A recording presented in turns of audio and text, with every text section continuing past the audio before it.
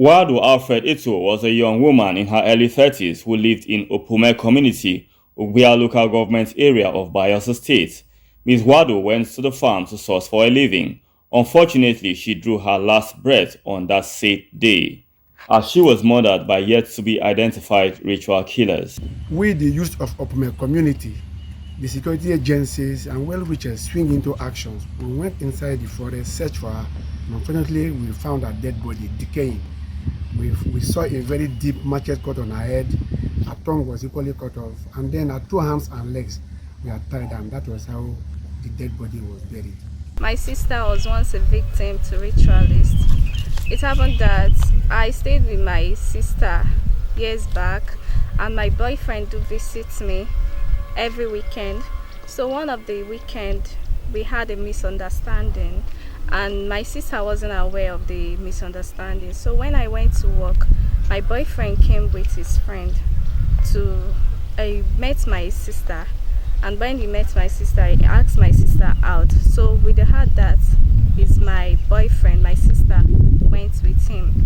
So they got her drunk and carried her to the bush, where she lost control of herself, and there she was beheaded. So the police caught the guys on their way when they were carrying my sister's head. I had a guy which we've dated for 2 to 3 years, and we've promised ourselves to settle down. One morning he called me up that he had a surprise for me, and when he called me, he said there's a building he wanted to pay for that I need to see before he will pay for it. And he said by 10 I should be coming out, that we'll be going along with the agent, which I did. When I came out, we were on our way going. I met my friend who asked me where exactly I was heading to. I told her, and she noticed I wasn't speaking normal. And she said she noticed that the guy that was going, which is the agent that was going with us, is a notorious person in that area. And what she did, she ran down to the nearby police station to make an entry of what she observed. And the police people came along with her. And when they came, they saw me being tied, my leg and my hands. My mouth are already tied, and they rescued me. These are a few of numerous life stories, encounters and attempts of ritual killings around us. Until recently, ritual killings and other vices such as kidnapping, internet fraud, popularly known as 419, Yahoo Plus were actually alien, as Riverians strongly frowned at such vices and practices. Yet, the trend has now become a menace to the society. At what point and why has it become so indiscriminate?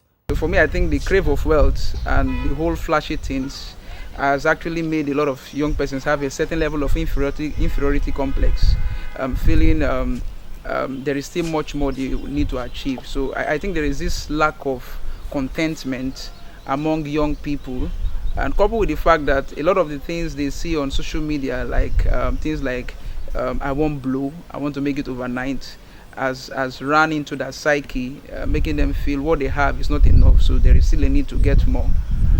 Of course, there is actually poverty in the land, but I think it's not an excuse why anybody will want to get involved in the ritual killing. Taking the life of another man, even God himself actually frowns at it, not even talk of man. The spate of ritual killings have become so problematic, hence the fight against the menace has been on in Rivers State by security agencies, the government, and residents who provide credible intelligence and call for stiffer penalties for perpetrators of these crimes. There's no hiding place for any criminal once police is apt to do his job.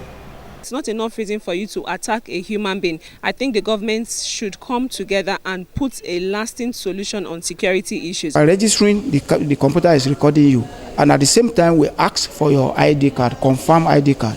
We look at your face, we check it, you are the person, is that. Then we make the photocopy, we attach with the registration, and of course we demand that you should have also a functional phone number.